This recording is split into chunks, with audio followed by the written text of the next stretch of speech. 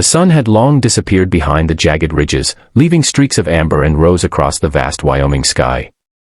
The land smelled of dust, wild sage, and the coming rain.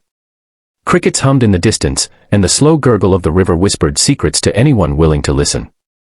On that forgotten ranch, miles away from the nearest town, everything seemed still, everything except her.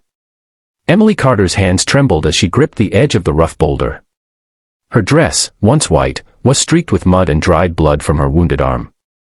She breathed hard, each gasp burning her lungs like fire. Behind her, a shadow approached, tall, broad-shouldered, and steady as the wind that followed him. "Emily," the voice was low, hesitant. "You gotta stop running, Dot." She turned, her eyes blazing with fear and defiance. "You don't understand, Luke. You never did." Luke Mason, the rancher everyone in town called the loner, stood just a few feet away. His face was rough from sun and sorrow, his shirt soaked with sweat from the long chase through the canyon. A red bandana hung loose around his neck, and his brown vest carried the dust of 100 storms. He had once been a man of few words, but tonight, the silence between them was heavier than any he'd known. "I'm not trying to hurt you," he said, his voice breaking slightly.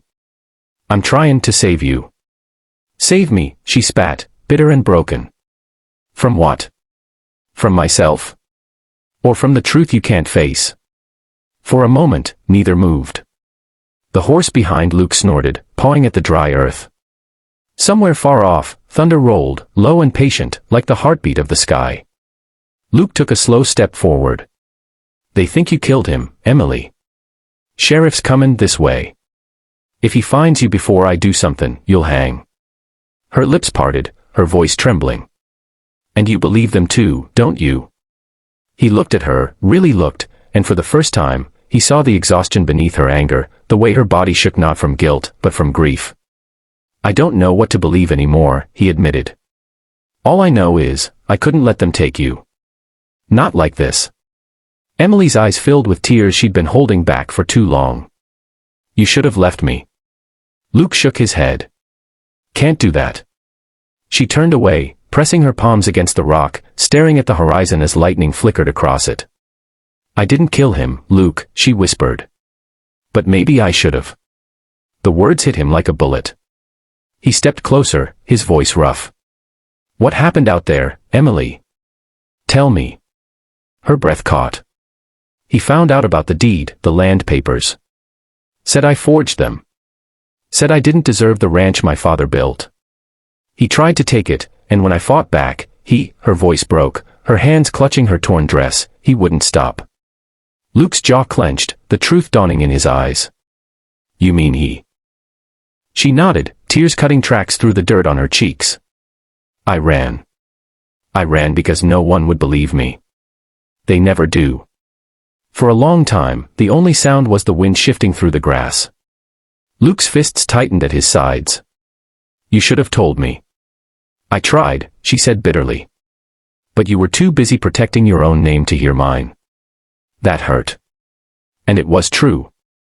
For months, Luke had kept his distance, afraid that getting close to Emily would bring trouble to his already damaged reputation. The rancher who lost his wife, the men who talked to ghosts in the barn, people already thought he was cursed. And yet, seeing her now, broken and brave, something inside him shifted. He reached out slowly, touching her shoulder. She flinched, but didn't pull away. "You listen to me," he said softly. "Whatever happened back there, you're not facing it alone. Not anymore." She turned, meeting his gaze through tears. "Why?" "Because I should have been there," he said. "And because if there's one thing I still got left to fight for, it's you." The moment hung between them, charged and fragile. Then thunder cracked overhead, closer this time, and rain began to fall in soft, trembling drops. Emily's hair clung to her face, her breath uneven. "We need shelter," Luke said. "There's an old cabin near the ridge." She hesitated. "And if they follow? Then they'll have to get through me first." He helped her onto the horse, his hands careful, protective. As they rode through the darkening storm, lightning lit the land in flashes, the broken fences, the lonely windmill, the graves behind the ranch house. Each one a ghost of their past. When they reached the cabin, it was barely standing. Luke pushed open the creaking door, guiding her inside. The air smelled of old pine and smoke. He lit a small lantern, the light flickering against the walls. Emily sank to the floor, exhaustion overtaking her. Luke knelt beside her, cleaning the cut on her arm with water from his canteen. "You still think the sheriff'll come?" she asked, voice small. "He'll come," Luke said. "But he'll be looking for a murderer. Not a survivor." She looked up at him, eyes wide. "And what will he find?" He smiled faintly. "Depends how good we hide." They both laughed then, a short, cracked sound that faded quickly into silence.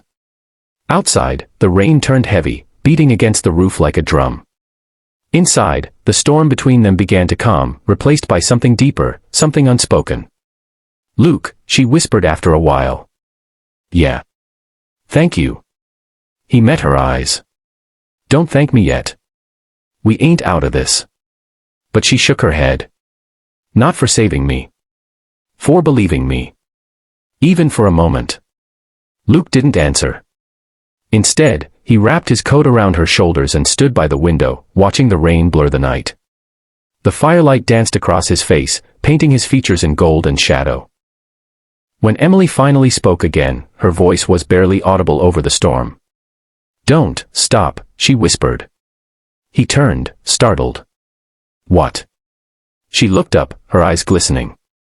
"Don't stop fighting for me. Please." And in that single moment, everything changed. The storm outside raged louder, but inside that small cabin, the air shifted, heavy with something raw, real, and redeeming. Luke walked over, kneeling beside her again. "You got my word," he said. "Whatever comes next, I'll be right here."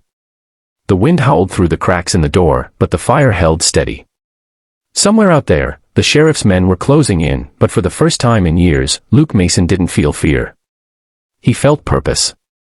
Emily leaned her head against his chest, and for the first time since that terrible night, she felt safe. The man the town misunderstood, the one they called cursed, had become the only person who truly saw her. And though neither of them knew what dawn would bring, one truth remained: that night on the ranch changed everything.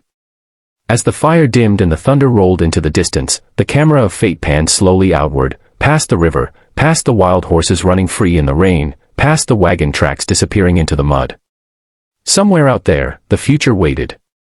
But tonight, under the fragile roof of an old cabin, two broken souls had finally found the courage to begin again. If you felt that storm in your heart, if you believe that sometimes the misunderstood ones carry the biggest love, then don't forget to like, share, and subscribe. More stories like Don't Stop, she whispered, are coming your way. Because every ranch, every sunset, and every soul has a story worth hearing.